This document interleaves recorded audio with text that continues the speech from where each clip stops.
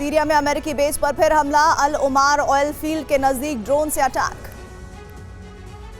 गलील सागर इलाके में इजरायल का आयरन डोम तैनात, लेबनान से बड़े हमले की आशंका।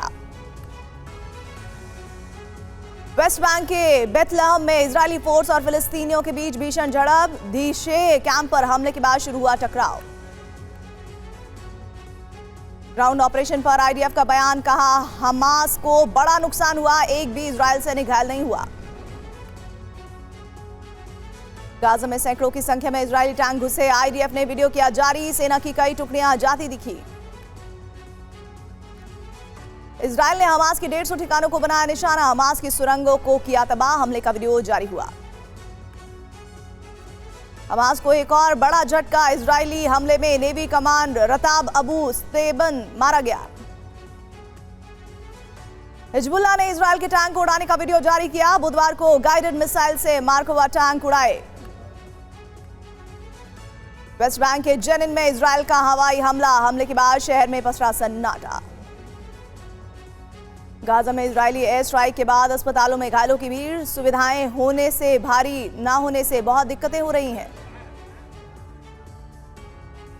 वेस्ट बैंक में इजरायली सेना की फायरिंग, अल बिरे इलाके में जबरदस्त गोलीबारी, हमले में फिलिस्तीनी युवक घायल। अल कसम ब्रिगेड का गाजा में इजरायली सेना पर हमला, कई टैंकों को नुकसान पहुंचाने का दावा। हिजबुल्लाह ने अपनी अंडरग्राउंड मिसाइल साइट का वीडियो जारी किया, वीडियो के कैप्शन में लिखा, हम तैयार हैं। दक्षिण लेबनान में आईडीएफ की बमबारी, हिजबुल्लाह के कई ठिकाने तबाह किए। इजरायल ने जल जॉन कैंप में हमास लीडर बागिस नखले का बुलडोजर से घर गिराया, जेल में बंद है नखले। इजरायल हमले में हमास की अटैक यूनिट का प्रमुख हसेम अबू रकाबा मारा गया, 7 अक्टूबर को हुए अटैक में थी बड़ी भूमिका।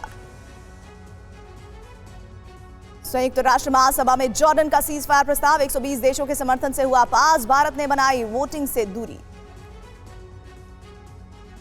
गाजा में इजरायल का अब तक का सबसे बड़ा हमला, थल जल और नभ से ताबड़तोड़ अटैक, रिहायशी इमारतों को भी बनाया निशाना।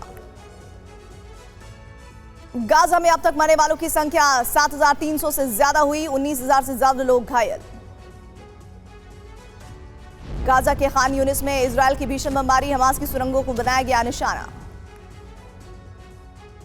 इजरायल के तेल अवीव पर हमास का रॉकेट से भीषण हमला, इजरायल ने आयरन डोम से कई हमलों को नाकाम किया।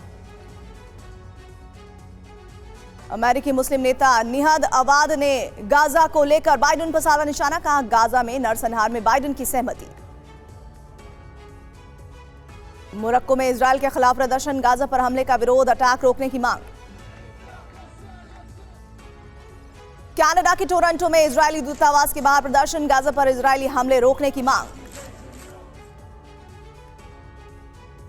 गाजा पर इजरायल के हमले से बड़ा गुस्सा लग रहा है लोगों के बीच, सड़कों पर उतरे जॉर्डन के हजारों लोग, अरब से की कार्रवाई की मांग।